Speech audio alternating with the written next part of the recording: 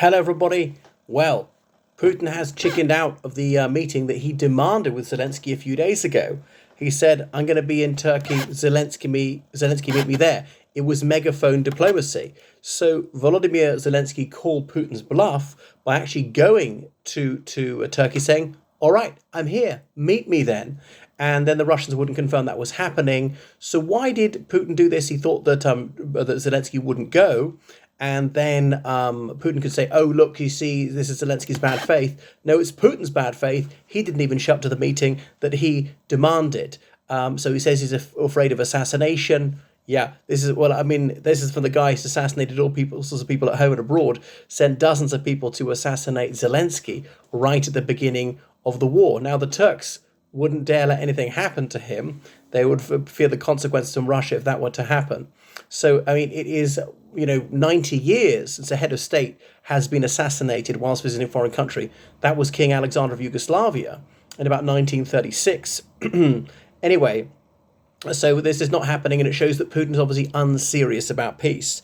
And now, then he's saying that whatever, Zelensky's a clown. No, Putin's a clown. He's the one looking foolish as usual. He's the one who's been caught out telling these blatant lies. Clown without any sense of humor whatsoever, with a completely false perspective for his basis for his war in Ukraine. Other things about Putin, a loser. Well, he's losing this war. The war was going to be over in 2 days. 2 days, over 3 years on, and it's still not over, despite having massive advantages in every single sector, in artillery, in infantry, in armor, in aviation, and so forth.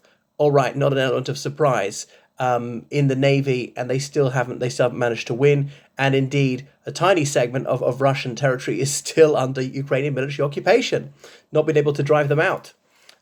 Goodness. So Zelensky is there, has proved his good faith, and met President Erdogan of Turkey. Chance to meet with some Ukrainian diplomats, fly the flag, and so on, and actually keep it in the news. So Putin doesn't see Zelensky as his equal, wants to deal with the big boys, trying to claim that Ukraine doesn't exist as a nation, that is really just an emanation of the United States, and obviously been proved wrong again. Now, Donald Trump said he would go if it would help. In fact, he's not going, and so forth. So Putin sent a lower-level delegation, and it looks like Zelensky's going to refuse to meet them. He could have some of his other diplomatic team meet them, but not Zelensky himself. This is going to be head of state to head of state, and it's not happening. So Putin is trying to string out the war because he thinks that things are going his way, but really, in a way, they're not. I cannot believe they still haven't taken Pokrovsk. I thought Russia was going to take that 3 months ago. Russia, they're moving more forces to Finland, not huge numbers, not a lot of assets. So I was thinking, would they try some incursion? They wouldn't be mad enough to do that, would they? But it looks like they're not. Maybe more defensive, because in Putin's paranoid worldview that NATO really might attack him and so on. Of course, it's close to his hometown, St. Petersburg.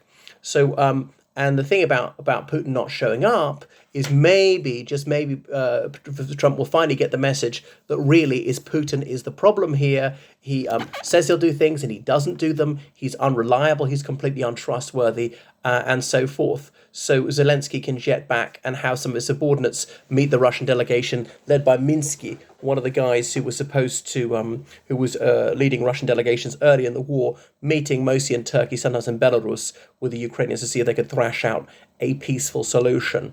So Putin is stringing it out. Now, this could go either way. If Trump had any sense, and that's a very unsafe assumption, the scales would fall from his eyes that he's been played by Putin, and the only way to end the war is to ramp up the sanctions and the military aid to Ukraine. So it's so painful for Russia that Russia has to end the war. Russia's not retreated from its maximalist demands, that Ukraine would reduce its armed forces. Why would you do that when you're right beside an extremely hostile, ultra-aggressive country with absolutely no regard for international law, humanitarian law, human life, common decency, morality, honor, honesty, or anything like that? Has murdered its own civilians by the thousands in Chechnya, holds political prisoners by the thousand, uses torture on a very wide scale, and so on, and openly threatens nuclear war against countries that are not actually fighting against it, like the United Kingdom. So you'd really need your head examined if you were going to reduce your defences one whit, and that Ukraine would recognise Russian sovereignty over the illegally annexed regions, and Russia doesn't even control all of the regions, except in the case of of Crimea. Of the 5 regions they've claimed, there's only one that they fully control is Crimea, and so forth. So Putin has not been able to make the facts on the ground match his theory that these are part of Russia's sovereign territory. So yeah, although Russia can certainly sustain the war through 2025, you should bear in mind that it is economically painful, more painful than they admit. They claim the inflation rate is 9%. How come your key rate is 21%? It suggests that their inflation rate is about double what they admit it is. That their economic growth is up to 4% of GDP. It's more like 2% of GDP. Still surprising. And the thing is, when the war ends, that's up to 1 million soldiers going to be demobilized. And some of them will let out of prison. A lot of them are traumatized, will have post-traumatic stress disorder, and that would just be a crime tsunami. How do you integrate these people back into civilian life? And when they really had a totalitarian system in the Soviet Union, it was actually quite difficult after 1945. It's one of the stories they didn't like to tell. They had total control of the media. So that was a problem for them. And there could be mass unemployment. Now, there's a bit of a labour shortage now. In the short term, that might be good because they can fill some of these labour gaps. But there might not be jobs for all of them. And obviously, Putin's racist policies are making it work worse for him by all this xenophobia, by this police brutality towards Central Asian guest workers. Fewer of them are coming. And they often do menial jobs. So he's stored up a lot of problems for himself. They can't keep this war economy going forever.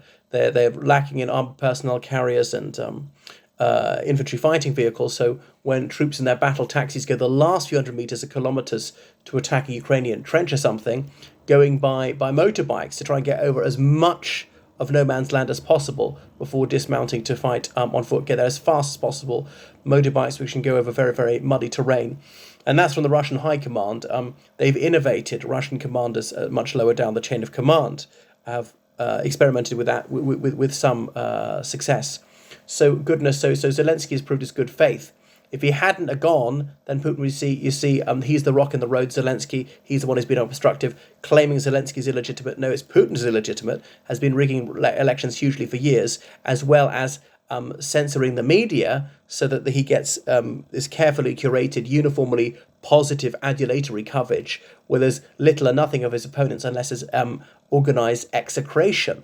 So not surprisingly, it's not that difficult to rig an election when you've got that sort of media environment, whereas Zelensky's won fair and square. And it's true that his electoral term has expired. He's had to extend it because of martial law. The United Kingdom had to do that in the Second World War as well. Well, he only has to have martial law because Russia's illegally invaded him. I mean, Putin, who hasn't won a fair election for years. Now, admittedly, in 2004, he won fair and square because he was genuinely popular.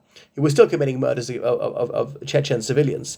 Now, I know every army commits murders, which is not to say killing an enemy in combat or accidentally killing civilians as part of a proper military attack, but willfully killing civilians, knowing them to be civilians. But Russia does this on a uniquely large scale. It's just endemic. Very, very sad against their own people, Chechens, indigenous, ethnic minority Russians. So, that's it. Russia wants to continue this war, is unreasonably continue this war. But sadly, Trump might take the other view, is that he would just cut the Ukrainians off dead because he can't get an easy success here. Thanks for watching the channel. Goodbye.